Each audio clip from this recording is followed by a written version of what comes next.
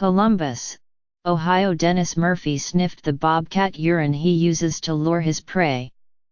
He checked the silencer on his AR-15 assault rifle and loaded a few snares into his Ford pickup. "Let's go kill some coyotes," he said.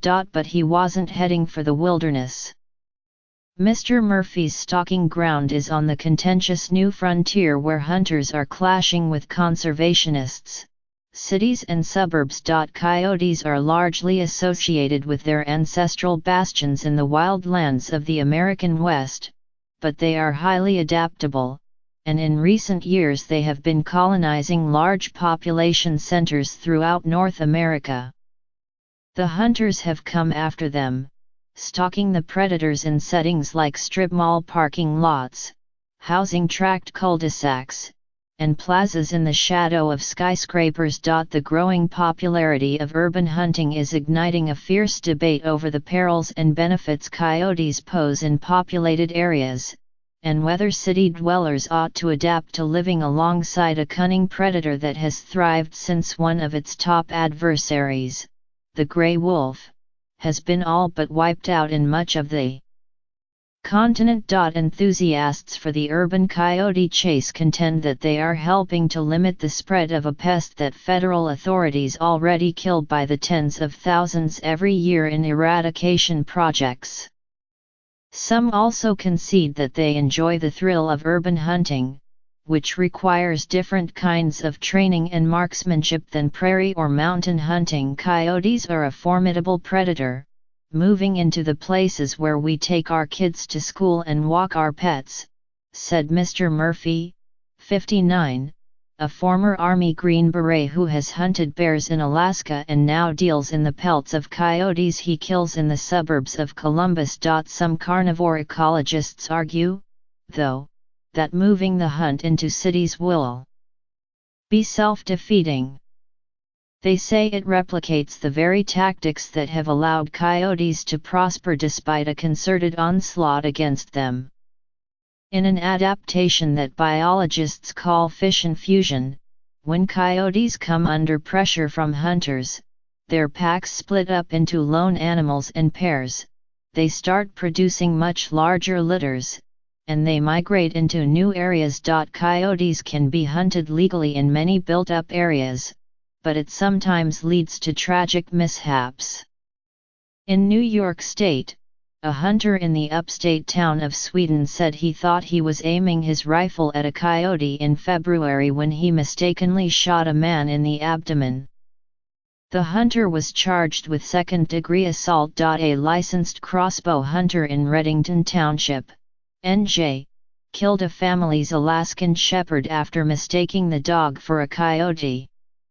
A hunt in Pocatello, Idaho, went awry in March when an M44 device, designed to propel a cyanide capsule into a coyote's mouth, instead sprayed cyanide onto a 14-year-old boy, injuring him and killing his family's dog.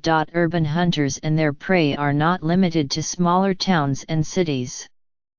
Reports of coyote killings have come from major metropolitan areas like Los Angeles and the suburbs of Chicago. As such episodes become more common, biologists say they cannot help marveling at the animal's resilience and adaptability. Coyotes are omnivores, and will eat anything from rodents to berries, not to mention the discarded remains of a fast food order. In cities, they tend to elude detection by turning strictly nocturnal, often building dens in quiet alleyways or parking garages. Humans have killed millions of coyotes, but this is a species that's adapted by moving in right next to us, their main predators, said Stanley D. Gert, a wildlife ecologist at Ohio State University who describes coyotes as humbling animals.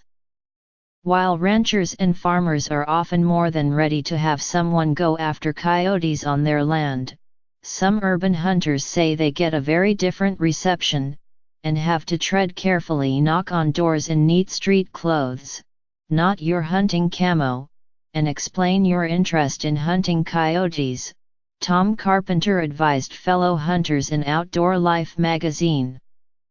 To win homeowners over, Mr. Carpenter, who lives near Minneapolis, also suggested promising to hunt only at dawn or dusk to avoid cyclists and joggers, and when dealing with especially reluctant people, to offer to use a crossbow instead of a firearm to do this.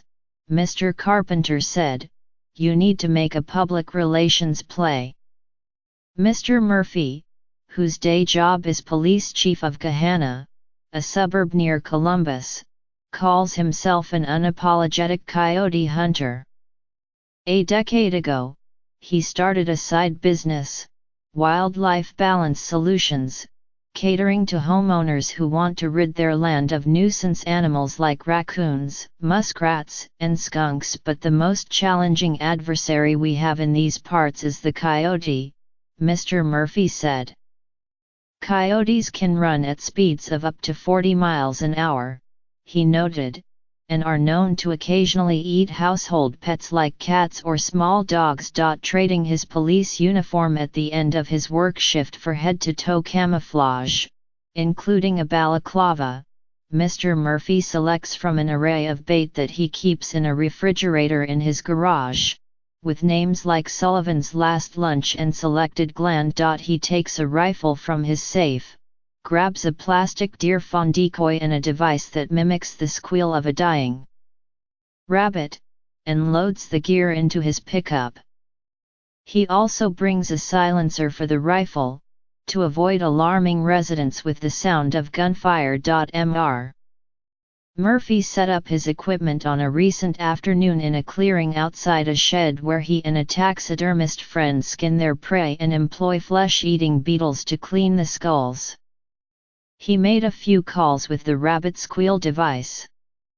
Then he waited, and called some more, and waited, and called yet again. "No yotes today," he said with a disappointed shrug, "the kind that just about every hunter has made at one time or another. Some urban hunters go after coyotes just for fun, but when Mr. Murphy spots a coyote, he sees dollar signs. Coyotes in Ohio and points east can weigh as much as 50 pounds, and their tanned hides can fetch as much as $100 apiece depending on market fluctuations. Coyote fur is used to trim garments like the popular Canada Goose line of parkas and jackets. We're waking up to the realization that coyotes are in our cities to stay," Mr. Murphy said. "And since that's the case, their fur is a renewable resource. I have no qualms about killing as many coyotes as I can. Coyotes have a fearful reputation, but opponents of coyote hunting say the threat they actually pose to humans has been greatly overblown. Most coyotes do their best to avoid direct contact with people. Documented human fatalities from coyote attacks have been rarer still in recent decades, including a 3-year-old girl in Glendale, California, in 1981, and a 19-year-old musician, Taylor Mitchell, who was mauled in Nova Scotia in 2009. Coyotes are complex sentient beings with individual personalities, said Camilla H. Fox, the founder and executive director of Project Coyote, a conservation group.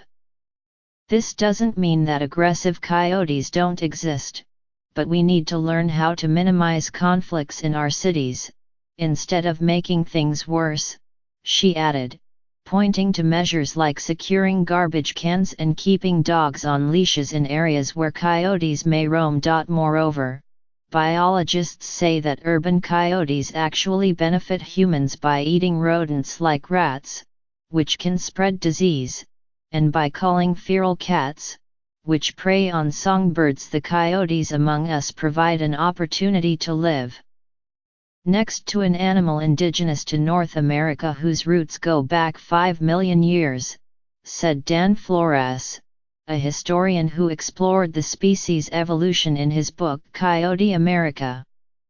"This is a gift," he emphasized, "to be reminded that we still live in a world that's wild."